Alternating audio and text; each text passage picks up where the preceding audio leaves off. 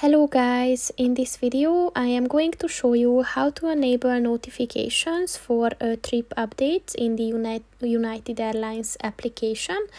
But first I just want to mention, don't forget to subscribe to my channel, because at 10,000 subscribers I am going to show you my whole YouTube revenue statistics and growth strategy, as well as how to make money online. Let's jump into it. First of all, open the application on your phone. And then click on the More button at the bottom of the page on the right. And at the App and Settings section, click on the Settings button. And at the Push Notification Settings section, look for the Trip Updates button.